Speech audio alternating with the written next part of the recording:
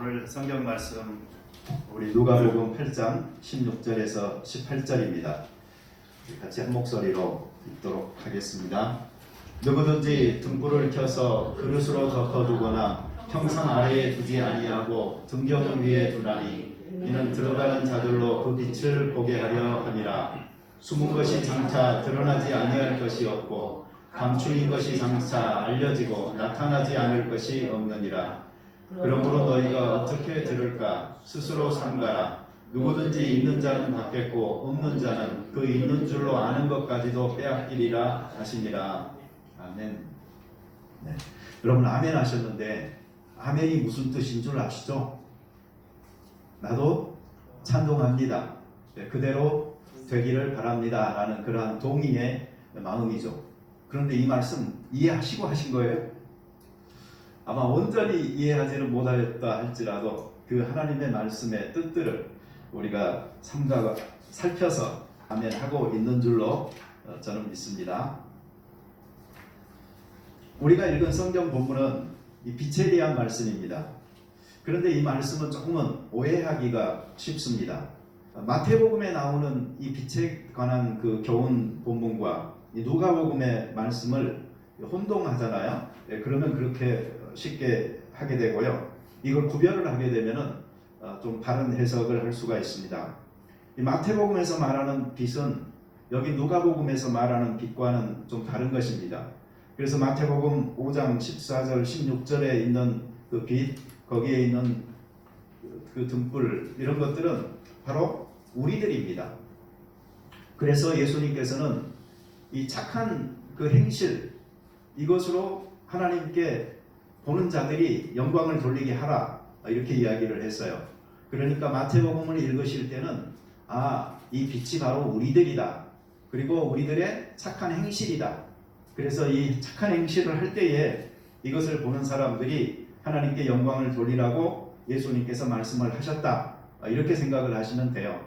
그렇지만 여기 누가복음에 있는 빛은 좀 달라요.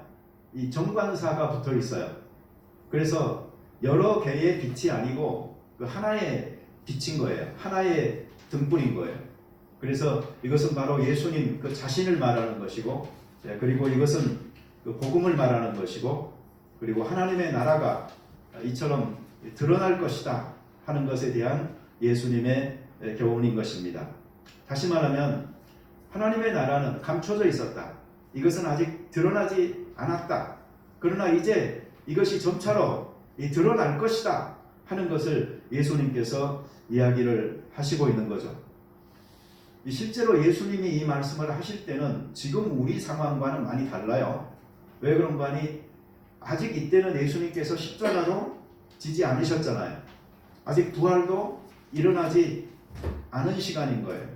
그리고 성령 강림도 아직 없었고 성경 말씀도 아직 기록이 안 돼 있는 그런 상황. 그러니까 제자들도 예수님을 따른다고는 하지만 많은 오해를 제자들도 했었잖아요. 그래서 예수님의 뜻과는 이 반대가 되는 그런 일들도 많이 있었던 것을 우리가 볼 수가 있습니다. 여기서 우리가 기억해야 될 것은 누가복음 7장 28절에 보면은 예수님이 세례 요한에 대해서 하신 말씀인데 이런 말씀을 하신 적이 있어요. 내가 너희에게 말하노니 여자가 낳은 자 중에 요한보다 큰 자가 없도다. 그러나 하나님의 나라에서는 극히 작은 자라도 그보다 크니라. 어떻게 이것이 가능하겠어요? 여자가 낳은 자 중에 이 세례 요한보다 큰 자가 없다. 그런데 하나님의 나라에서는 지극히 작은 자라도 그 요한보다 더 크다라고 이야기를 한 것입니다. 여자가 낳은 자 중에 세례 요한보다 큰 자가 없다. 이 말에 비춰보면 불가능할 것 같죠. 그러나 실제로 세례 요한은 예수님의 증거자였고 그 역할을 충실하게 했음에도 불구하고 자기가 감옥에 갇혔을 때 아무 일도 일어나지 않은 거예요. 다시 말하면 예수님이 자기를 꺼내주지도 않으신 거야. 그래서 아마 요한의 마음속에 어떤 의심이 들었던 것 같아요. 그래서 자기 제자 2명을 예수님한테 보내가지고 예수님한테 물어보게 하잖아요. 오실 그이가 당신입니까? 아니면 우리가 다른 사람을 기다려야 됩니까? 이렇게 물어봐요. 그렇다면 지금까지 예수님에 대해서 너무나 힘차게 증거했던 그 모습과는 너무나 다른 모습이잖아요. 그것은 예수님을 증거하기는 했지만 아직 완전한 그림을 갖지 못했던 그 시대의 사람들의 한계였다. 이렇게 생각해 볼 수가 있는 것입니다. 그렇게 본다면 오늘날 우리들은 얼마나 큰 은혜를 받은 사람들인지 자부심을 좀 가져도 되는 것입니다. 하나님의 나라에서 우리는 요한보다도 더 큰 자들이고, 그리고 예수님의 어떤 이유 때문에 이 땅에 오셨고 어떻게 십자가를 지셨고 부활하셨는지 그 내용을 우리는 신약 성경의 완성된 계시를 통하여서 분명하게 알고 있으니 이것이 바로 복음에 대한 이해가 우리에게 확실하다 하는 것을 가르쳐 주고 있는 것입니다. 그런데 이제 문제는 뭐냐면은 이렇게 확실하게 드러났고 알려준 다음에 성경은 못 받고 있는 게 있어요. 그건 뭐냐면 이제 너희들이 다 알았으니 그 책임을 피할 수 없다라고 성경은 그걸 강조를 하고 있는 거예요. 요한복음 15장 22절에 보면 예수님이 이런 말씀을 합니다. 내가 와서 그들에게 말하지 아니하였더라면 죄가 없었으려니와 지금은 그 죄를 핑계할 수 없느니라. 예수님이 오셔서 죄가 무엇인지 어떻게 하나님을 믿는 것이 그 참 하나님의 마음에 합한 것인지를 가르쳐 주셨고 보여주어버리고 난 다음이니까 이제 그것을 너희들이 핑계할 수 없다라는 말입니다. 그래서 그 죄의 값은 너희가 감당을 해야 된다 하는 말이니 믿음을 갖되 잘 선택하고 잘 믿어라 하는 것에 책임을 말씀해 주고 있는 것이죠. 그리고 로마서 1장 20절에 보면 사도 바울도 이런 말을 합니다. 창세로부터 그의 보이지 아니하는 것들 곧 그의 영원하신 능력과 신성이 그가 만드신 만물에 분명히 보여 알려졌나니 그러므로 그들이 핑계하지 못할지니라. 불신에 대해서 누구도 이제는 핑계할 수가 없다라는 겁니다. 자기가 믿든지 안 믿든지 그 증거는 성경 속에 분명하게 이렇게 다 드러나 있으니 이제 그 책임은 너가 져야 된다 하는 말인 거죠.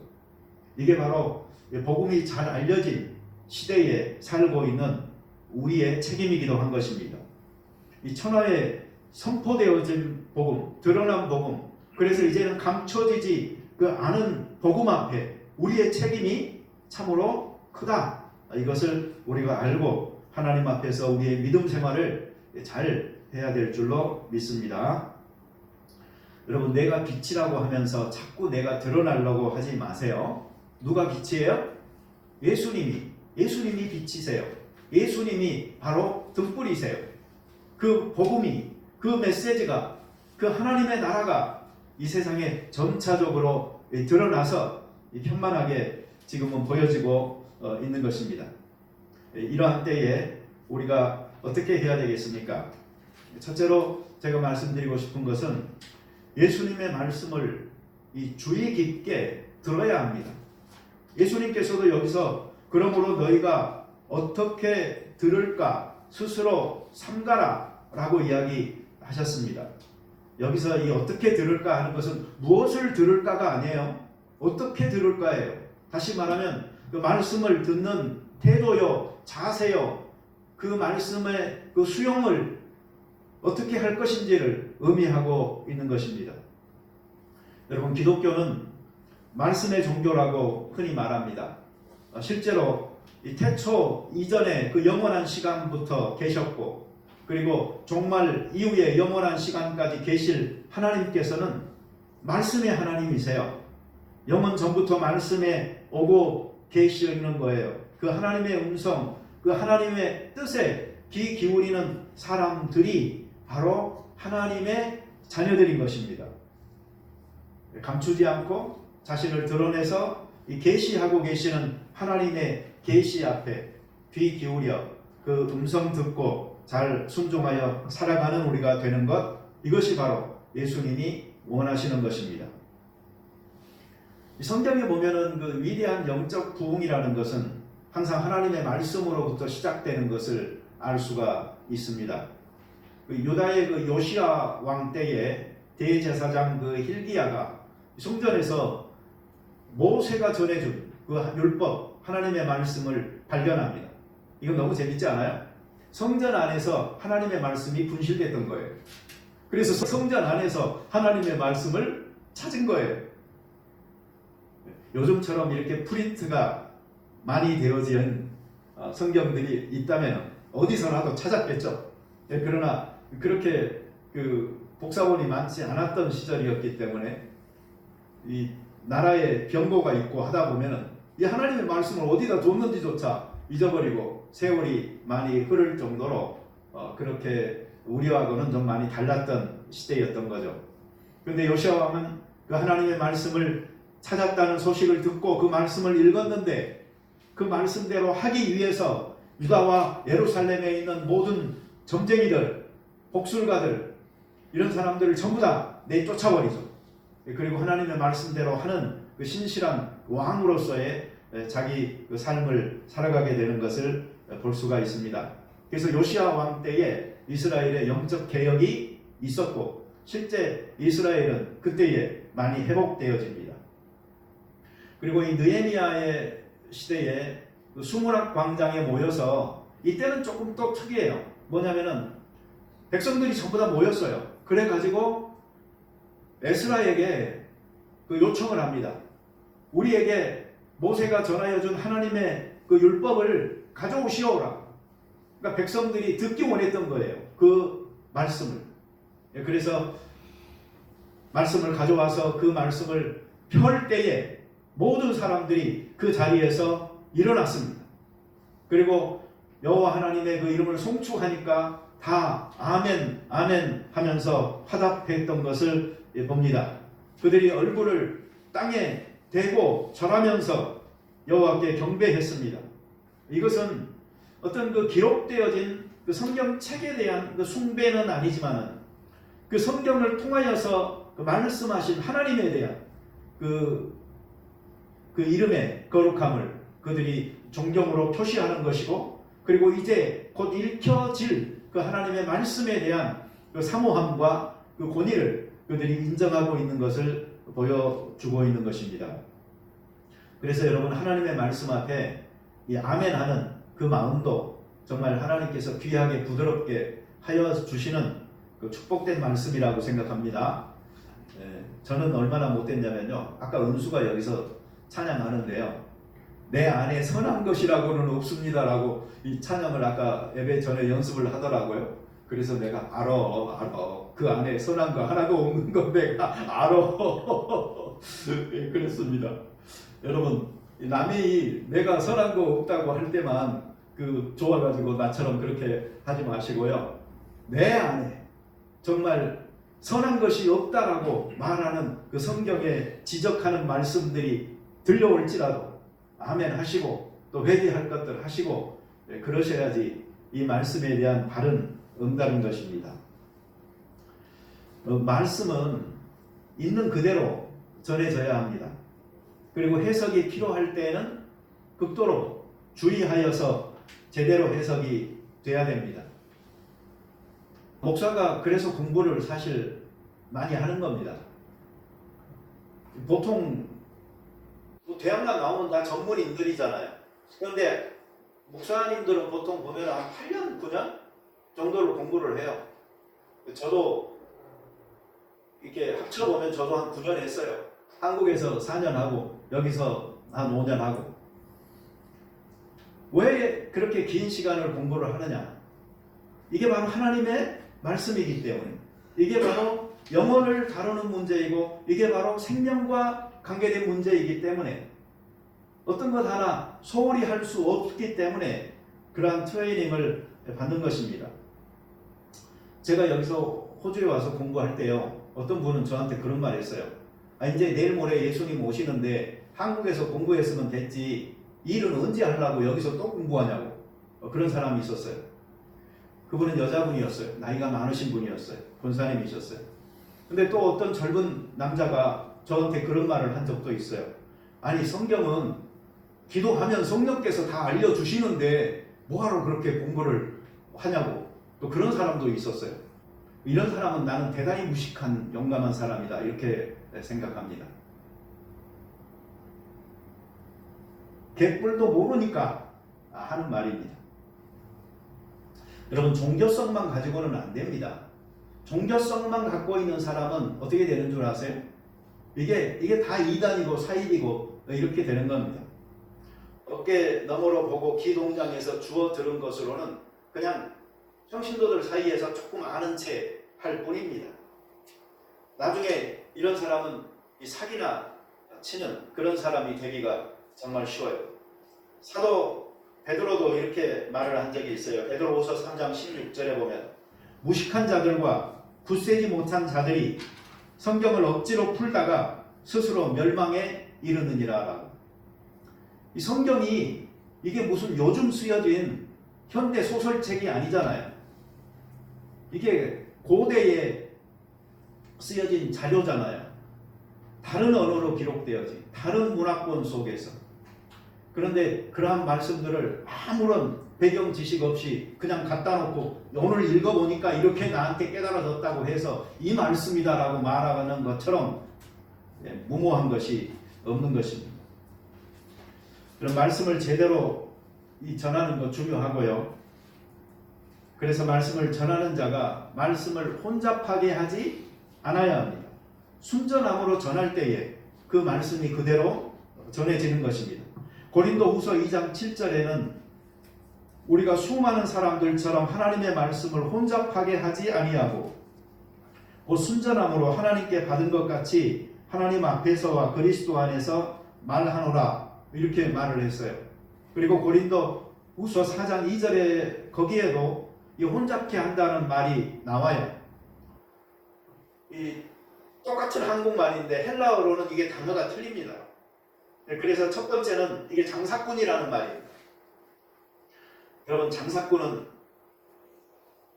조금 폄하하는 말이죠. 우리 변집사님처럼 그래도 가게라도 차려놓고 하시는 분은 뭐예요? 저분은 사장님이시고 이제 상인이죠, 상인. 비즈니스 하시는 거죠. 그러면 그 동네의 사람들이 올 거 아니에요. 신용이 있어야죠. 한번 보고 사기쳐먹고 그냥 떠날 그 행상인이 아니잖아요. 그러니까 모든 사람들한테 잘할 수밖에 없는 거죠. 그런데 지금 여기 이 장사꾼이다. 물건 팔아서 이익 남으면 되는 거예요. 품질이고 뭐고 상관할 거 있어요? 자기는 그 자리 떠버리면 되는 사람인데. 그러니까 이 사람들은 자기 이익을 쫓아서 신뢰는 내팽개치고 자기 먹고 살기 위한 방책으로 이렇게 하나님의 말씀을 혼잡케 하는 사람이 있을 수가 있는 것입니다. 그래서 이 옛날에 보면은 부흥회를 참 많이 했는데 부흥회를 하고 나잖아요. 그러면은 담임 목사님이 다시 부흥회를 하는 경우가 있었어요. 왜 그런 거 아니? 와가지고 엉뚱한 말만 하고 간다 이거예요. 성경을 잘못 해석해가지고. 그러면은 그걸 또 담임 목사님이 다시 고쳐야 되잖아요. 그래가지고 그 뒤로 다시 이렇게 또 하는 그런 경우가 있었어요. 물건 팔고 떠나버리는 그런 책임 없는 사람처럼 하는 그 장사꾼과 같은 그런 목회, 이거는 정말 말씀을 혼잡케 하는 경우가 생기는 것이고요. 그 다음에 이 두 번째 그 혼잡케 한다는 말은 이건 의도적으로 함정에 빠뜨리기 위해서 교활한 술수나 방책을 행한다라는 말입니다. 이거는 진짜 사기꾼이죠. 이건 거짓말 재미인 거죠. 요즘도 그런 사람들이 있어요. 솔로몬이 1000번제를 하나님 앞에 드리고 축복을 받았다. 그러니까 우리도 1000번제의 예물을 하나님 앞에 드려야 된다. 그래가지고 1000번제 헌금을 강요하는 그런 사람들도 있어요. 여러분, 장사꾼과 사기꾼이 되어져서는 하나님의 말씀을 제대로 전할 수가 없습니다. 이 불순물을 첨가하거나 또 포도주에다가 물을 타가지고 희석해가지고 순도를 약하게 만들어버리는 이런 것들도 전부 다 말씀에 대한 잘못인 것입니다. 예수님께서 그 제자들에게 승천하기 직전에 하신 말씀이 이런 말씀이 있죠. 내가 너희에게 분부한 모든 것을 가르쳐서 지키게 하라 그랬죠. 모든 것이에요. 모든 것. 예수님께서 말씀하신 그 모든 것을 가르쳐서 지키게 하는 것, 이게 제자들의 임무였던 것처럼 오늘날 성경을 가르치고 설교하는 모든 사람들은 예수님이 가르친 모든 말씀을 그렇게 소중하게 여기고 가르쳐서 지키게 하는 데까지 이룰 수 있도록 해야 될 사명을 갖고 있는 사람들이에요. 반쪽 복음을 전하는 사람이 되면 안 돼요. 반쪽의 진실만을 말하는 사람이 되면은 이 거짓말장이에요. 예수님께서 그 인용하신 말씀 중에 이사야서 말씀이 있어요. 이 백성이 입술로는 나를 공경하되 마음은 내게서 멀도다. 사람의 계명으로 교훈을 삼아 가르치니 나를 헛되이 경배하는도다. 사람의 교훈이 하나님의 교훈을 대체해버렸어요. 그러니 이런 사람들은 하나님조차도 헛되이 경배하고 있는 것입니다.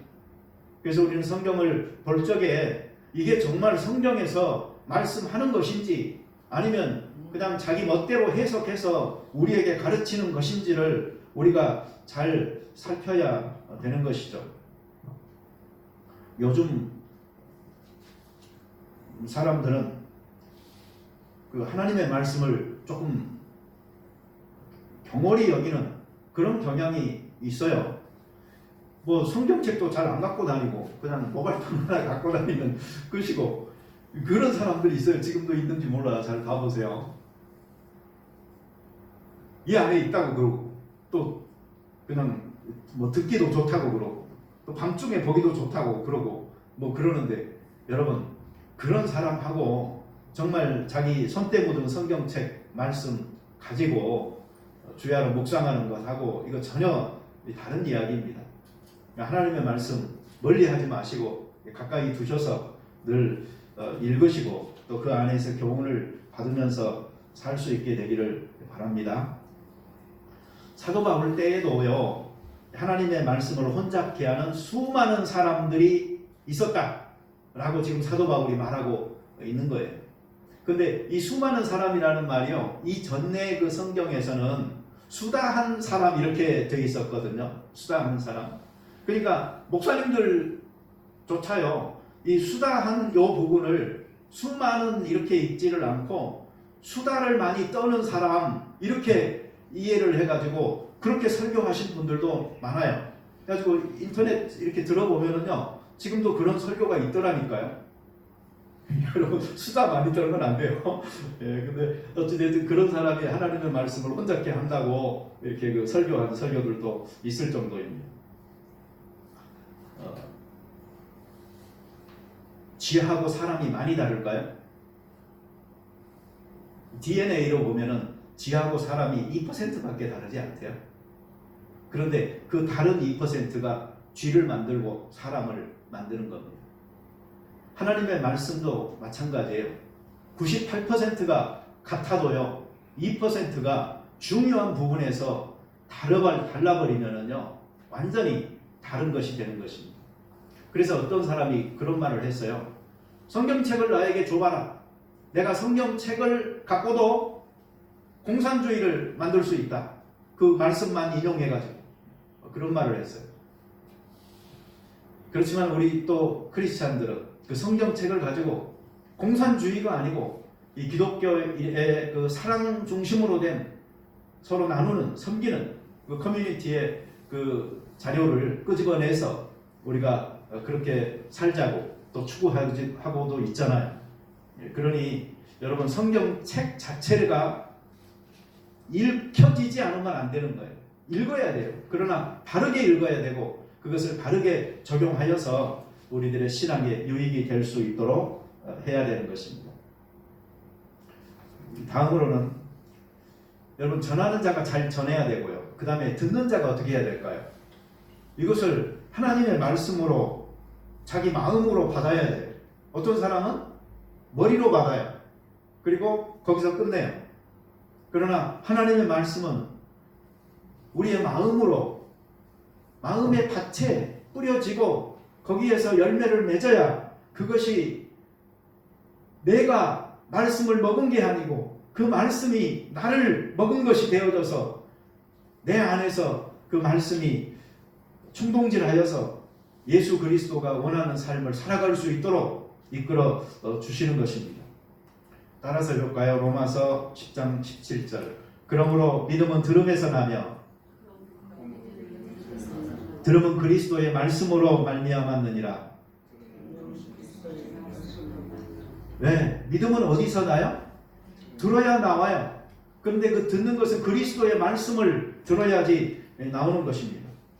그러니까 평소에 성경을 좋아하세요? 성경에 보면은 신사적이고 멋진 사람들이 나옵니다. 그 노블 캐릭터를 갖고 있었던 사람들이다라고 성경에서 말하는 사람들이 있어요. 사도행전 17장 11절에 보면은 베레아 사람들.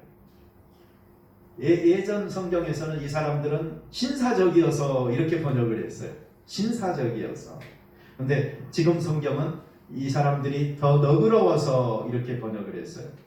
그래서 간절한 마음으로 하나님의 말씀을 받았고 또 이것이 그러한가 하여서 성경을 날마다 상고했다라고 이야기하고 있는 것입니다.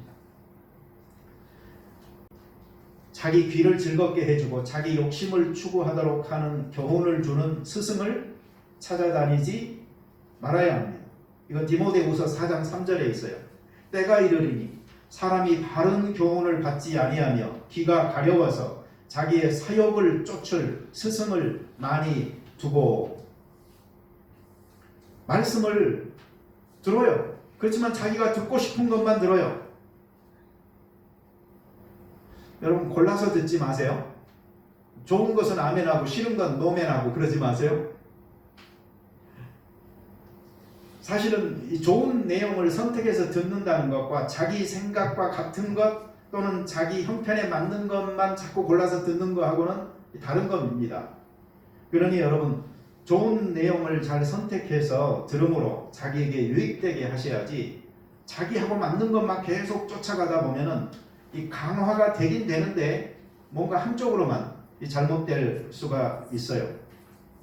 한번 생각해 보세요. 회개하기 싫은데 회개하지 않아도 된다고 해요. 아멘이지.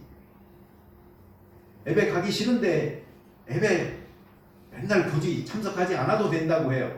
아멘 나오죠. 11조 하기 싫은데 11조 안 해도 된다고 해요. 아멘 나오지. 그런 식으로 자꾸 하다가 보면은요. 가도 많이 잘못 가게 되는 것입니다. 여러분 홍수가 나면은 어떻게 됩니까? 사방에 물이 천지지. 지금 중국 홍수 나가지고 야단이잖아요.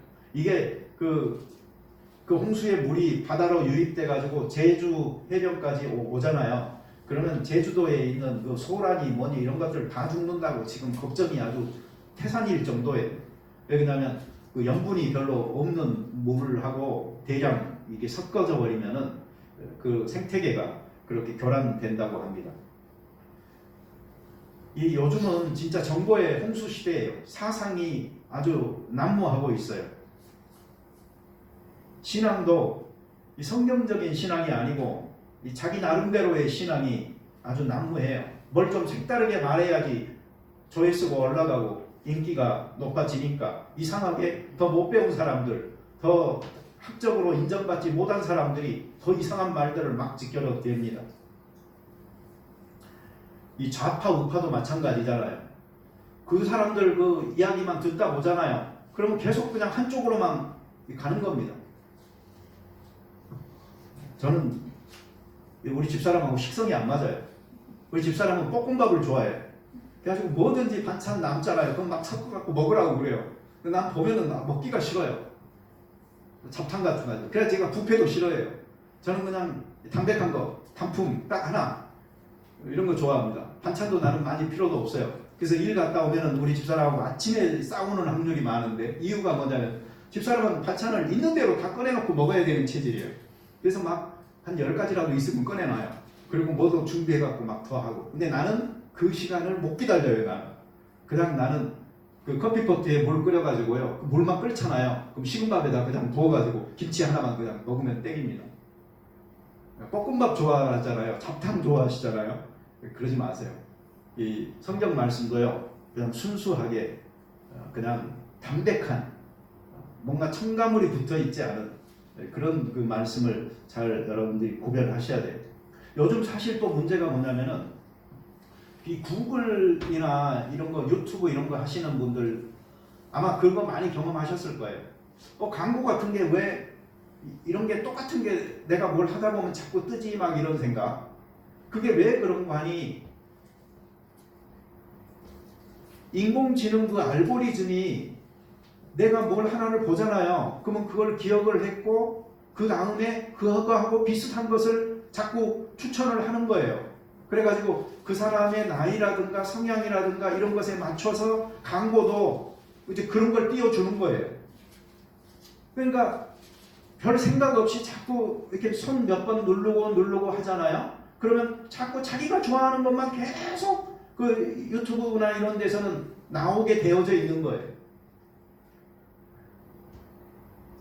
귀가 가려워가지고 자기 사욕을 쫓을 스승을 자기가 두는 그런 시대를 성경에서 이야기하고 있는데 실제로 많은 사람들이 그래요. 자기한테 그 유입되는 어떤 교훈들만 쫓아가지고 그렇게 다니려고 하는 경향이 있는 것입니다. 이 하나님의 말씀은 그냥 여러분 머리로 다 이해되어지지 않아도 괜찮아요. 왜? 하나님의 말씀이니까. 만약에 하나님이 여러분들한테 다 이해된다고 해보세요. 그게 하나님이에요? 같이 사는 자기 와이프 마음도 잘 모르겠는데 어떻게 하나님, 영이신 그 하나님의 생각을 다 알아가지고 내가 이해되어져야지 그분을 내가 믿겠다. 이 성경의 하나님의 말씀도 마찬가지로 이런 접근이 어떻게 가능합니까? 그냥 하다가 포기하세요. 그리고 믿음이라는 것은 마음으로 찬동이 되어지고 마음으로 믿어 구원에 이르는 것이다 라고 생각하셔야 되는 것입니다. 내가 설교를 길게 했나요? 밖에서 자꾸 아내를 눈치를 보면서 들어오려고 하시는 그러네요. 난 지금 이제 돼지 3개찌개 중에 하나 끝났는데 그건 정리를 합시다. 자, 뭐죠? 하나님의 그 말씀은 어떻게 해요? 어떻게 받아요? 주의하여 받아야 돼요. 잘 집중해서. 그래야지 예수님의 이 말씀도 바르게 해석하고 자기가 믿고 믿음의 기초가 말씀에 기초한 그 튼튼한 신앙이 될 수가 있는 것입니다. 예수님을 등불로 자꾸 높이고 드러내시기 원하시는 분들은 그렇게 자기가 예수님의 교훈에 집중하여서 살아갈 적에 예수님이 높아지시는 것입니다. 우리 같이 기도하시겠습니다. 하나님 감사합니다. 우리가 하나님의 말씀을 읽고 듣고 또 쓰고 할 때에 이 말씀이 우리 가운데 아멘이 되게 도와 주시옵소서. 이 말씀이 우리의 마음을 찌르고 또 때리기도 하면서 구원에 이르는 회개로 이끌 때도 있을 것이고 또 참된 위로와 희망을 가질 수 있도록 우리 속에 참 만족을 줄 때도 있을 것입니다. 그 모든 순간에 감사하면서 믿는 자로서 말씀에 바른 반응을 할 수 있도록 도와 주시옵소서. 그래서 등불이신 빛이신 예수님이 높아지고 그 복음이 전해지고 하나님의 나라가 확장되어지는 귀한 일이 내 심령에서부터 먼저 일어나게 하시고 우리 주변의 사람들에게 널리 이루어질 수 있게 축복하여 주시옵소서. 예수님의 이름으로 기도드립니다. 아멘.